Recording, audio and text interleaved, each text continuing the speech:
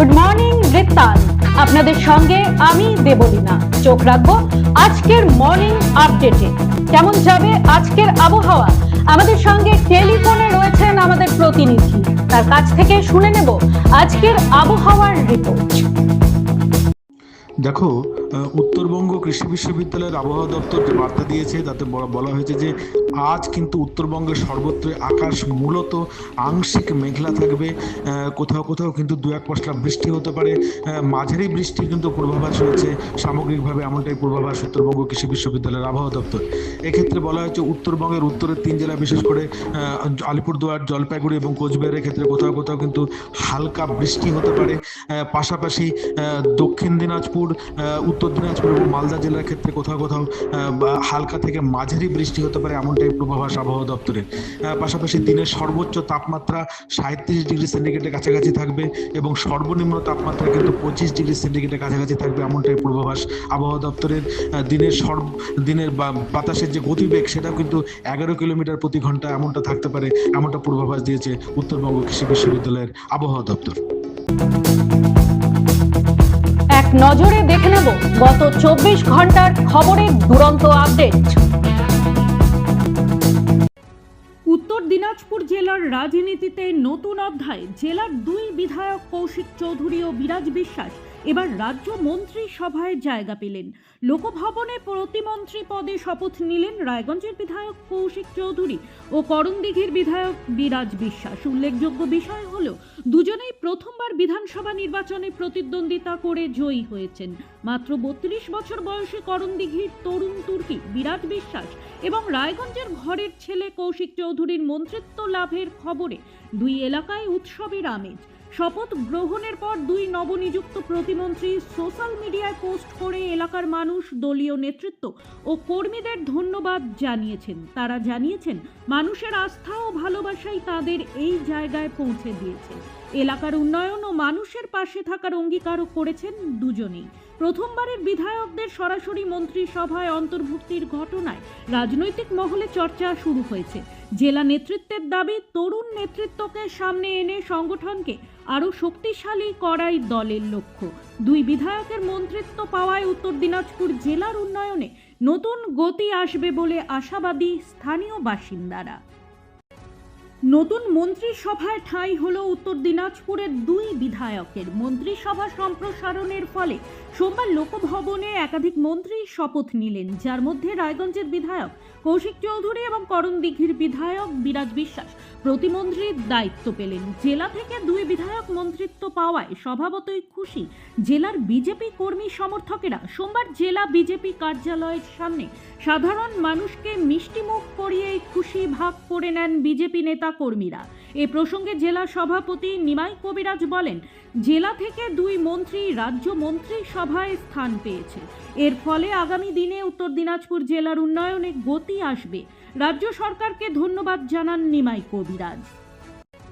মাত্র 32 বছর বয়সে রাজ্যের কনিষ্ঠতম মন্ত্রী হিসেবে শপথ নিয়ে নজির গড়লেন করণদিঘির বিধায়ক বিরাজ বিশ্বাস। সোমবার লোকভবনে মুখ্যমন্ত্রী শুভেন্দু অধিকারীর নেতৃত্বাধীন সরকারের নতুন 35 জন মন্ত্রী শপথ গ্রহণ করেন। রাজ্যপাল RN রবি তাদের শপথ বাক্য পাঠ করান।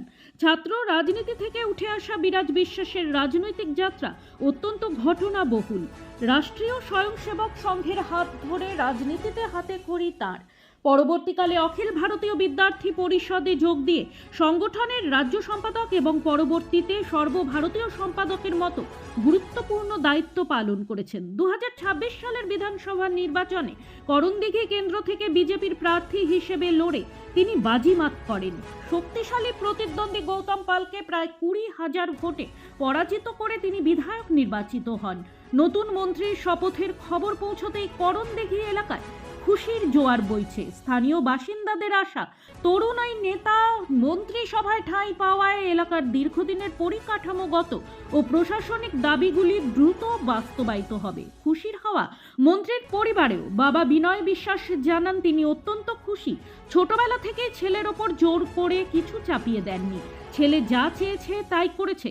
ল কলেজে পড়াকালীন ছাত্র রাজনীতি দিয়ে এই যাত্রা শুরু বলে জানান তিনি। মা বিনা বিশ্বাসও জানান, ছেলের সাফল্য তাকে গর্বিত করেছে। আগামীতে ছেলে যাতে সমাজের জন্য ভালো কাজ করতে পারে সেই প্রার্থনা করেছেন তিনি। বঙ্গ রাজনীতিতে বারবার উত্তর বনাম দক্ষিণ ইস্যু উঠেছে। উত্তরবঙ্গের মানুষের বরাবরের অভিযোগ থাকে যে তারা বিভিন্ন বিষয় বঞ্চনার শিকার হন। যদিও সেই দুর্দিন বোধহয় এবার ঘুচে যেতে চলেছে।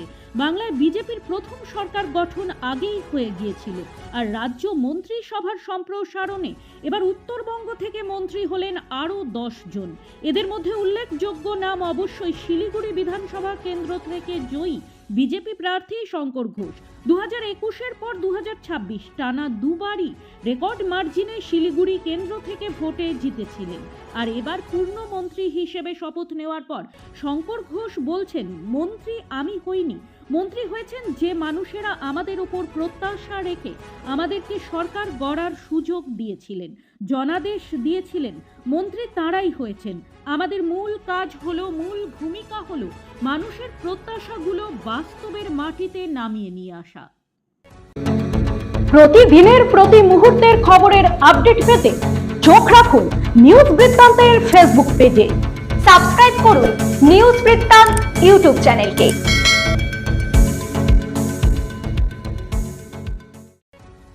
রাজ্য সরকারের নির্দেশ মতো সোমবার 1 জুন থেকে সম্পূর্ণ নিঃশুল্ক বাস যাত্রা চালু হলো মহিলাদের জন্য। নির্বাচনী প্রতিশ্রুতিতে মহিলাদের জন্য বাস ভাড়া মকুবের ঘোষণা করেছিল বিজেপি। তাই প্রতিশ্রুতি মতো ক্ষমতায় আসার পরে মুখ্যমন্ত্রী শুভেন্দু অধিকারী জানান, 1 জুন থেকে রাজ্যের সমস্ত মহিলাদের জন্য বাস যাত্রা হবে নিঃশুল্ক। সোমবার সেই সুবিধা পেতে শুরু করলেন রাজ্যের মহিলারা। এদিন রায়গঞ্জ এনবিএসটিসি বাস ডিপোতে গিয়ে দেখা গেল মহিলাদের নিঃশুল্ক টিকিট দেওয়া হচ্ছে। স্বভাবতই এ ধরনের পদক্ষেপে খুশি মহিলারা। প্রত্যেকেই রাজ্য সরকারকে ধন্যবাদ জ্ঞাপন করেন। এনবিএসটিসির কর্মী প্রদীপ্ত ঘোষ জানান, এই উদ্যোগ সত্যিই প্রশংসনীয়। যে সকল মহিলারা দূর দূরান্ত থেকে সামান্য রুজি রোজগারের আশাতেই প্রতিদিন বাস যাত্রা করেন, তাদের পক্ষে রাজ্য সরকারের এই পদক্ষেপ খুবই সহায়ক হবে। যানজট সমস্যা সমাধানে রাস্তার দুধার দখলমুক্ত করার নির্দেশ আগেই দিয়েছিল প্রশাসন। গত 7 দিন ধরে চলেছে সরকারিভাবে প্রচার, তবুও রাস্তার ধার দখলমুক্ত না হওয়ায় এবারে পথে নামল প্রশাসন। সোমবার দুপুরে হেমতাবাদের বিডিও বিশ্বজিৎ দত্ত ও হেমতাবাদ থানার আইসি সুজিত লামা সদর এলাকার দোকানগুলিতে গিয়ে অবৈধ দখলের অংশ চিহ্নিত করে দেন। পাশাপাশি আজকের মধ্যে দখলমুক্ত করার নির্দেশ দেন বিডিও বিশ্বজিৎ দত্ত। 14 বছরের এক মানসিক ভারসাম্যহীন নাবালিকাকে ধর্ষণের অভিযোগে অভিযুক্ত ব্যক্তিকে গ্রেপ্তার করে রায়গঞ্জ জেলা আদালতে পেশ করল হেমতাবাদ থানার পুলিশ। অভিযুক্ত ব্যক্তির নাম তাজেল মোহাম্মদ, বয়স 52, বাড়ি হেমতাবাদের সীমান্তবর্তী মালন এলাকায়। পুলিশ সূত্রে জানা গিয়েছে, গত মে মাসের 29 তারিখ হেমতাবাদ থানায় লিখিত অভিযোগের ভিত্তিতে অভিযুক্ত ব্যক্তিকে রবিবার বিকেলে কর্ণজোড়া এলাকা থেকে গ্রেপ্তার করে পুলিশ। সোমবার ধৃতকে রায়গঞ্জ আদালতে পেশ করে পুলিশ। রাজ্য শিক্ষা দপ্তরের জারি করা সাম্প্রতিক নির্দেশিকা মেনে রায়গঞ্জ শহর ও ব্লকের সমস্ত সরকারি ও সরকার পোষিত স্কুলে প্রাত্যহিক প্রার্থনা সভায় বন্দে মাতরম এবং জনগণ মন গাওয়া বাধ্যতামূলক করা হলো। সোমবার থেকে এই নিয়ম কার্যকর হয়েছে।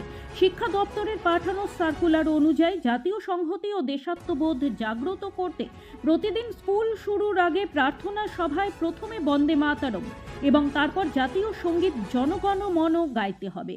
উপস্থিত সমস্ত ছাত্রছাত্রী, শিক্ষক ও শিক্ষাকর্মীকে অংশ নিতে হবে। বিদ্যালয়গুলির প্রধান শিক্ষকেরা জানান, সরকারি নির্দেশ হাতে পাওয়ার পরই তারা রুটিনে বদল এনেছেন। সকাল 10:40 ঘন্টা বাজলেই সবাই মাঠে জড়ো হয়। প্রথমে বন্দে মাতরম, তারপর জনগণমন। ছাত্রদের মধ্যে দারুণ সাড়া পাওয়া যাচ্ছে। প্রাথমিক স্কুলগুলোতেও একই ছবি। শিক্ষকরা ছোটদের উচ্চারণ ও অর্থ শেখাচ্ছেন। জেলা প্রশাসন জানিয়েছে, আগামী সপ্তাহ থেকে ব্লক স্তরে আচমকা পরিদর্শন শুরু হবে, নির্দেশ পালন হচ্ছে কিনা দেখতে। গুড মর্নিং বৃত্তান্ত আজ এই পর্যন্তই। ঘরে বাইরে খবরে থাকুন, চোখ রাখুন নিউজ বৃত্তান্তে। নিউজ বৃত্তান্ত, হলুদ নয়, স্বচ্ছ।